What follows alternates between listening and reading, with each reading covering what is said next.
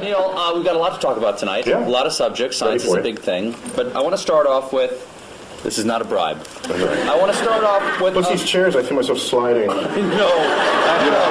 Exactly. When we first walked in, I said, oh, welcome to the barn raising. I realized we were speaking before the Amish tonight.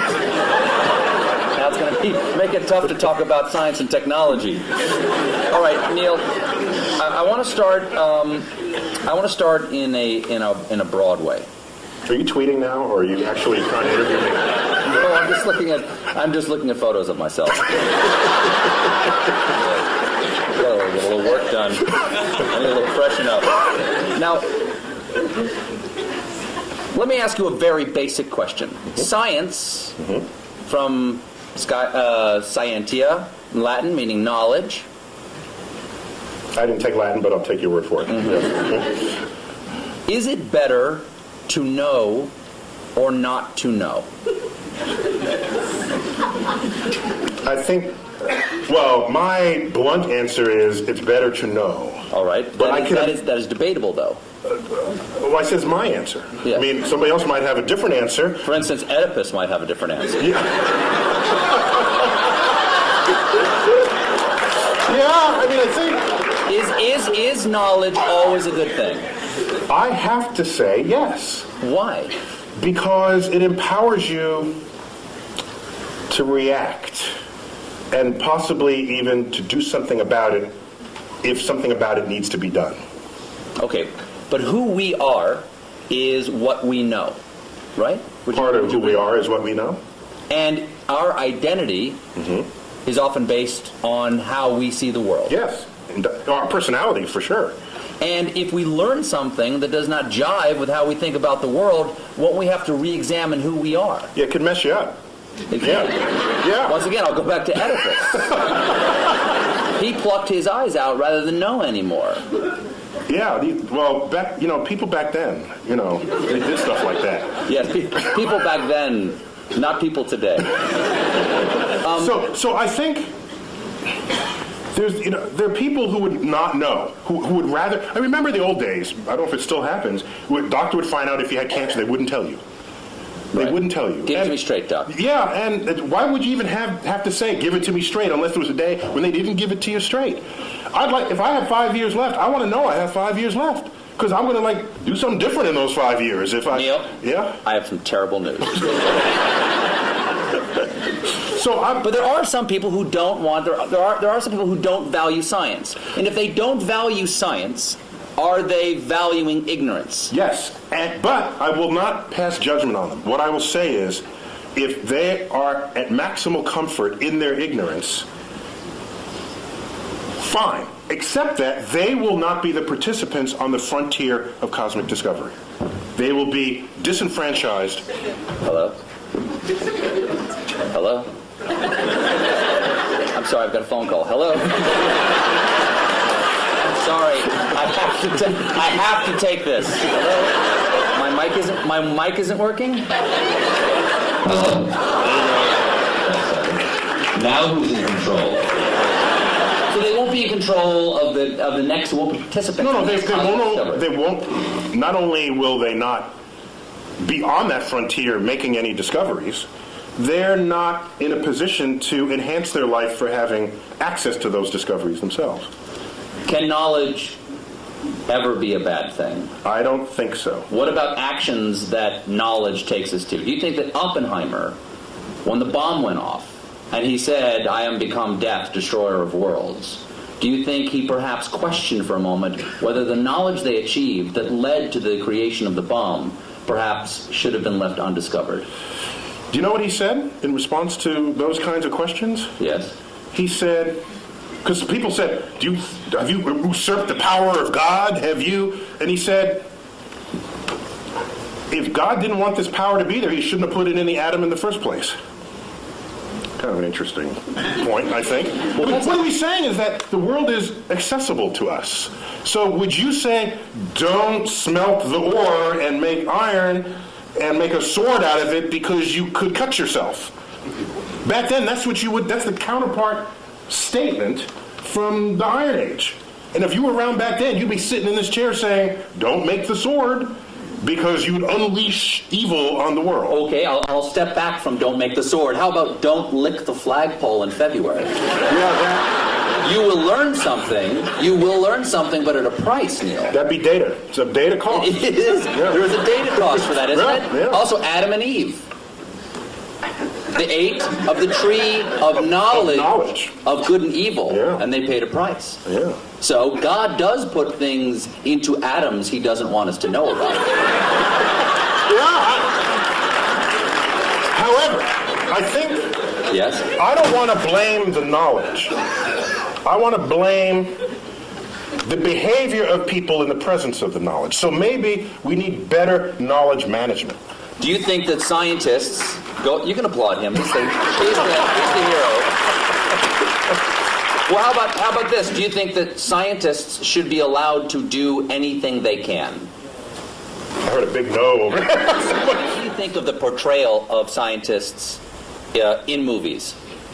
Because often, for instance, the scientists who make the Terminator, they're the bad guys. Scientists lead us to the Terminator, or they create the superbug that wipes out the world, or they enrage the monster at the bottom of the sea. When you part the curtains and at the bottom of all of that, there's a politician funding that research.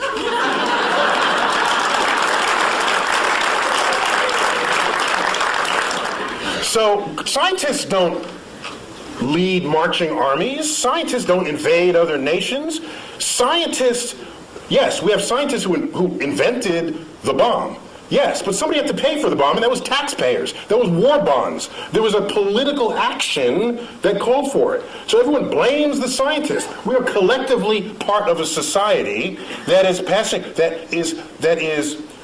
is using or not using, to its benefit or to its detriment, the discoveries made by science. And at the end of the day, a discovery itself is not moral. It's our application of it that has to pass that test.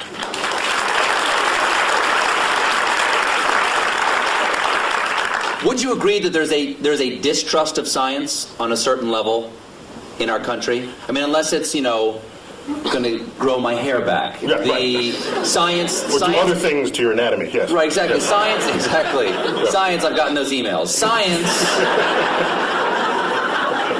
is sometimes distrusted because it is more complex than the average person can understand. I think that is the core of it. It's distrusted not because of what it can do, but because people don't understand how it does what it can do. And that absence of understanding or misunderstanding of the power of science is what makes people afraid of it.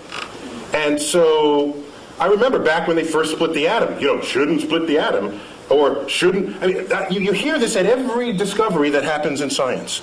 There's a mystery to it.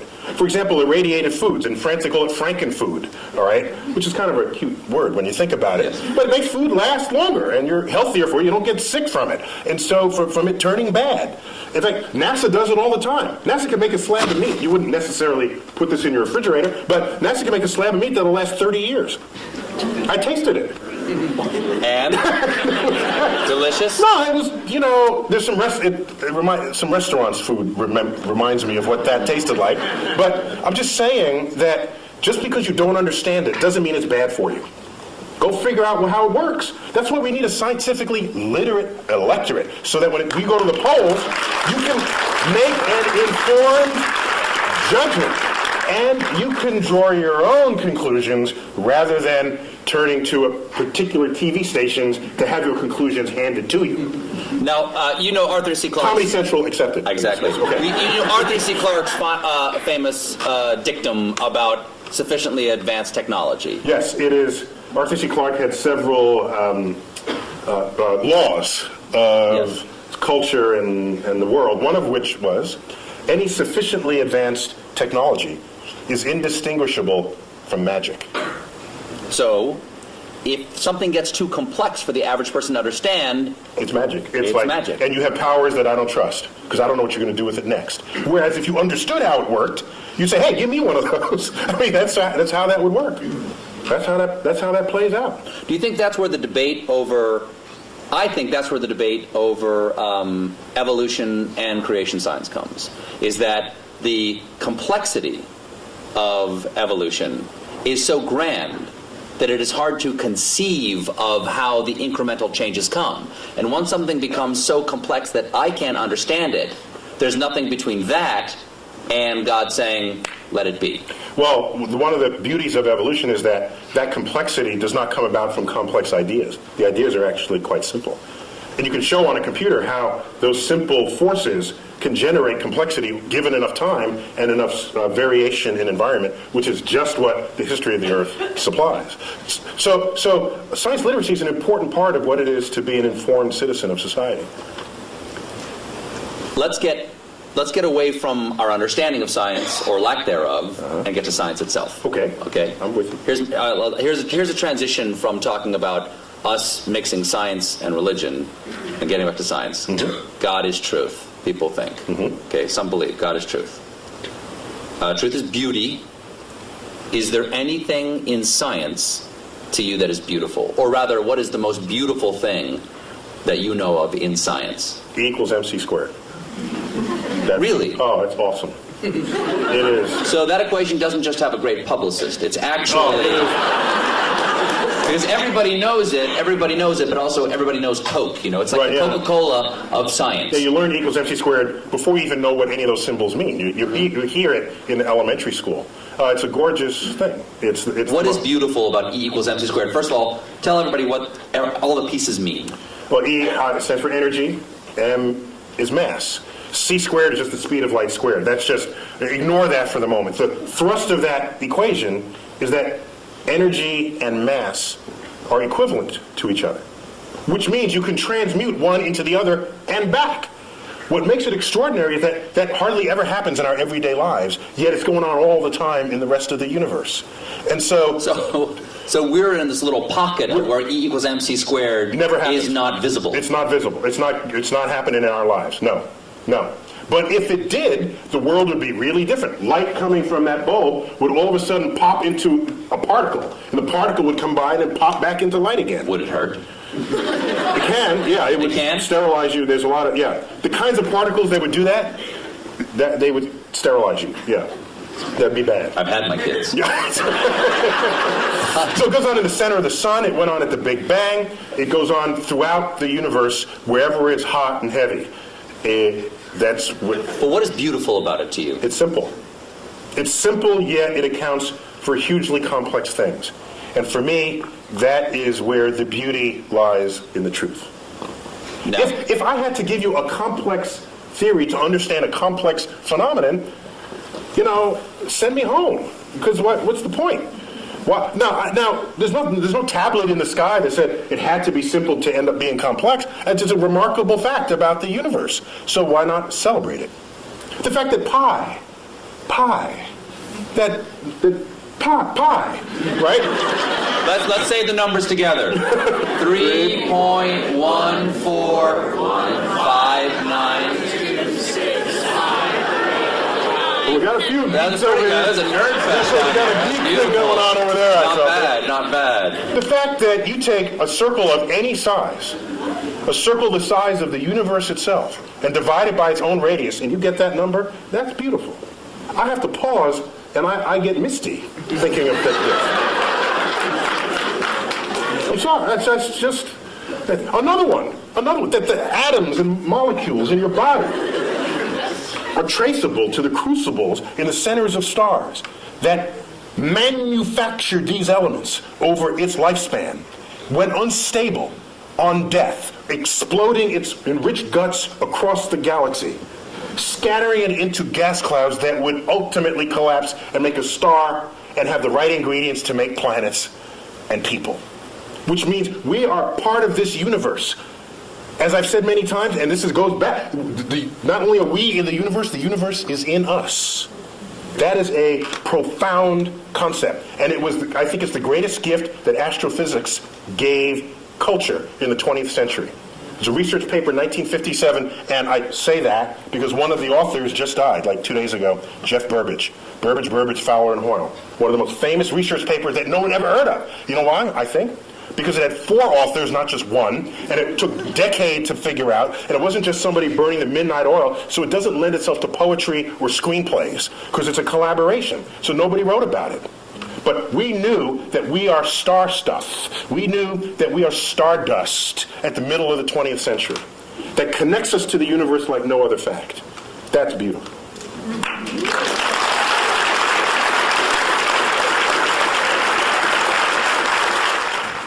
So what drew you? You said that this is the beauty of astrophysics, or the gift that astrophysics gave us in the 20th century. What drew you to astrophysics? Take us to Neil deGrasse Tyson before he's an astrophysicist. Take us to who you are now. I'm living in the Bronx, which in vernacular would be the Bronx. And I'm in a building. Not a lot of stars. No, there's like a dozen or so in the night sky. So you do not have a relationship with the night sky as a city dweller.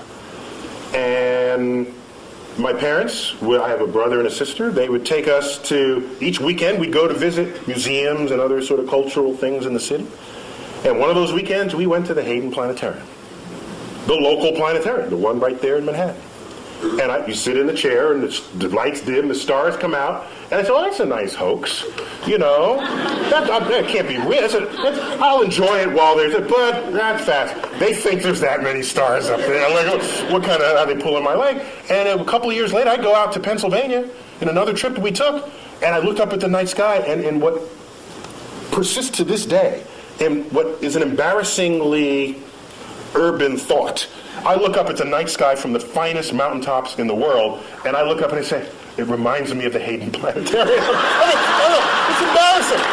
See, I beg forgiveness. Wow. But so strong was that imprint that I'm certain that I had no choice in the matter. That, in fact, the universe called me. And I wonder that if I'd grown up on a farm and the universe and the sky was just always there, I wonder if that would just have become wallpaper to me, and I wouldn't have then been struck by it as I was at age 9. I'd never known anything of it. And then it just slaps you in the face. And from then on, I was hooked. It took 2 years for me to figure out you can do that as a career. But starting at age 11, you asked me, you know that annoying question adults ask kids, what do you want to be when you grow up? I heard a comedian say, you know why they ask? Because they're looking for ideas. Paula Poundstone said that. If you asked me from age 11, what do you want to be when you grow up? I would have told you flat out astrophysicist. And my whole life aligned to that. Got a telescope, got a camera, photographed it. All my science fair projects. One was getting the spectra of the sun and analyzing features in the spectra. I built the spectroscope. So I was like nerd kid, card carrying. But I was bigger than other kids, so I was insulated from a lot of what might otherwise happen to nerd kids. But you wrestled too. I was captain of my high school's wrestling team. I've seen you in that wrestling outfit. Okay. You can rock a singlet. Well done. Now, singlet is what you call the one-piece. They know. No, okay. Science. Say if we're trapped on an island. Exactly. What, you know, the professor on Gilligan's Island? It's not a matter of how many facts he can recite. It's like there's a coconut, and there's a thing, and you have a ham radio. That's exactly. Okay? Seawater, you stir in the salt water. You hook the wires up to Gilligan's fillings, and then you listen to his ear. Listen in it. So it's an understanding of the relationships. While we're on it, Ginger or Marianne? Totally Ginger. Ginger. Complete. That was like, she came around the wrong time of my life. I'm telling you. It was like Ginger all the way. For sure. So it's a way of approaching the world. It's a way not only of approaching the world, it's a way of equipping yourself to interpret what happens in front of you. I think of science, the methods and tools that enable it, as kind of like a utility belt that you walk around with. You know, and you come upon something. Are you a superhero? Yeah. In your mind, are you a super science? Actually, when I was a kid, I wanted to be Mighty Mouse. When I was a kid, really, I wanted to sing opera as I went to sing. I am to save the day. Yeah. So it's a tool belt. It's a tool belt. It's a utility belt. Utility belt. Sorry. Because I'm picturing you in the singlet with the utility belt. Yeah. It's a tool belt. The difference is a tool belt.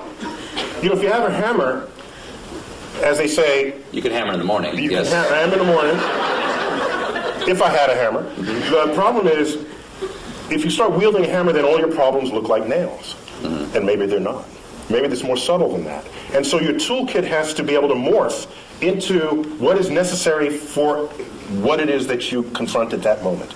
And so, yes, you're equipped with methods of mathematical analysis, methods of interpretation. You know some basic laws of physics. So when someone says, I have these two crystals, if you rub them together, you'll get healthy. So rather than just discount it, because that's as lazy as accepting it. Both of those are just lazy brain. What you should do is inquire. So do you know how to inquire? And every scientist would know how to start that conversation. They would say, well, where'd you get these? What kinds of ailments does it cure? How does it work? What does it cost?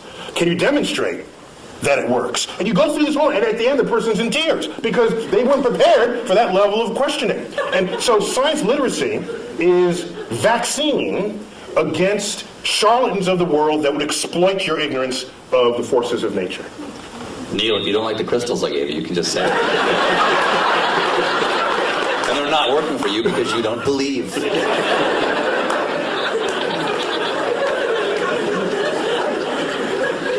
Is there any science fiction you admire or that you enjoy? Or do you see the holes in science fiction and go, I can't enjoy that? Of course he would know the effects of a neutron star. He doesn't know tidal forces? Like, do you have that problem? Got that right. You've got that right. Do you have that problem? I only have the problem if the movie is marketed for its accuracy. Number one. Number two, they got to get some basic science right. After that, I'm okay. So, for example, in the latest Star Trek movie, they had this liquid. The red matter. The red matter, thank you. Release the red matter. Release the red matter, and you drop it into the core of a planet, and it turns a planet into a black hole. I thought that's kind of cool. No, what was a little weird was... Why didn't it turn the ship into a black hole? Well, no, because they had the special apparatus that surrounded it. And the apparatus did what? It's the anti-black hole apparatus. I'm okay with that.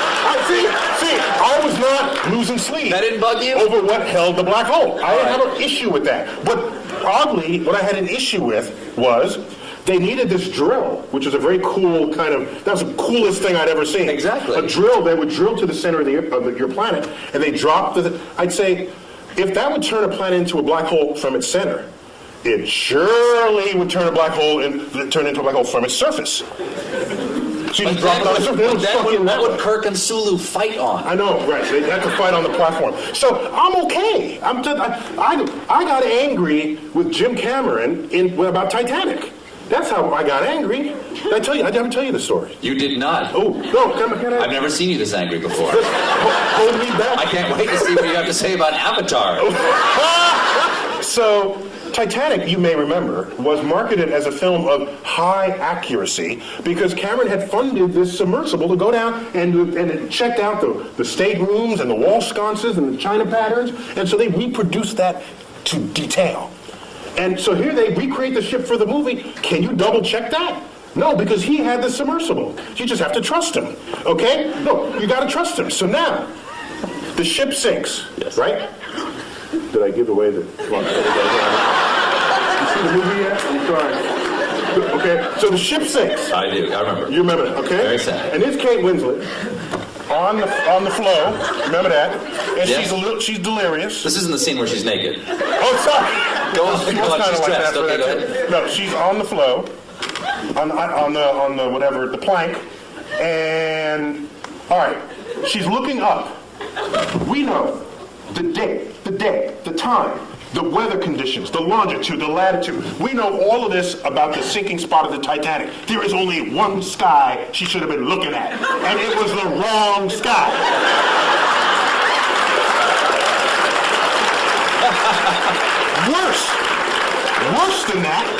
Worse than that, the left side of the sky was a mirror reflection of the right side of the sky. So it's not only wrong, it was lazy and odd. So halfway through, they just went, just flip it. No one will know. And so I was livid. Ooh. I got out my finest stationery, and I wrote a letter to Jim Cameron. No reply. 5 years later, I bump into him. He was on a NASA committee. and my sort of presence with NASA was growing by then. And I bumped into him in a meeting. And I said, Mr. Cameron, I just have to ask. You know, the sky is not the right, it's black, what? And he says, well, actually that happened in post-production. So he's absolving himself of guilt, but I wanted him to grovel in front of my feet, which he did not do.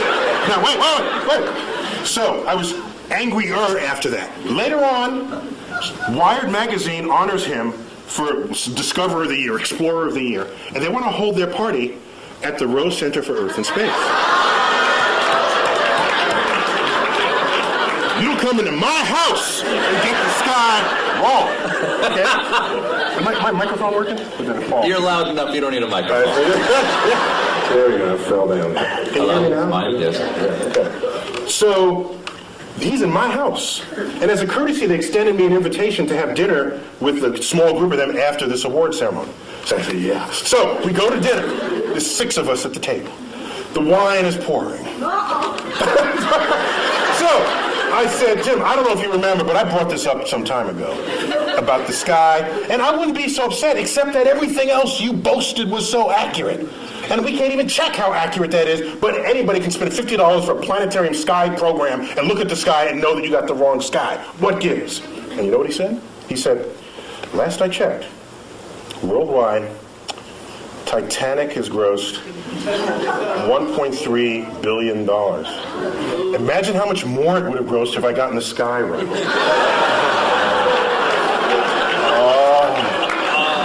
Oh, man. I'm so sorry. That, if I had a tail, it would have been like between my legs, and I would have... And so I think you won that conversation. No, actually I did. He retreated into his bank account. Here's what happened. You know, but that money will all eventually be gone, and he would still have gotten the sky wrong. Oh, that's an interesting point. That's right. The sky will Outlive even James Cameron. However, as dejected as I was, 2 weeks later I get a phone call. Forgot the guy's name. He calls me up and says, hello, it's Dr. Tyson. I said, yes. He said, I forgot his name, Johnny Smith. I work in post-production for Jim Cameron.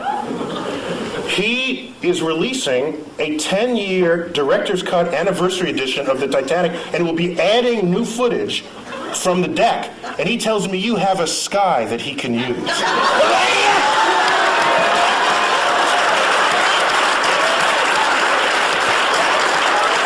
No computers. There would be none of what you take for granted. Your iPod, your iPhone, cell phones, the space program, without our understanding of the laws of physics as they operate on that atomic and molecular and nuclear level.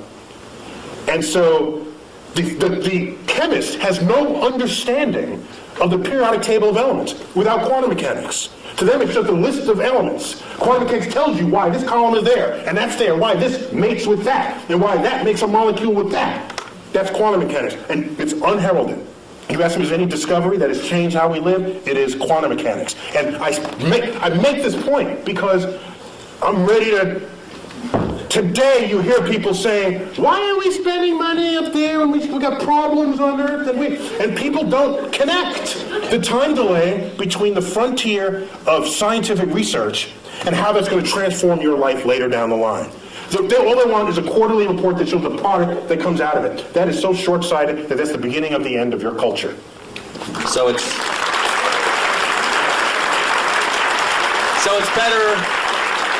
better to know. That's a really long answer to my first question. My second question is, let's take some questions. Do we have time to do that?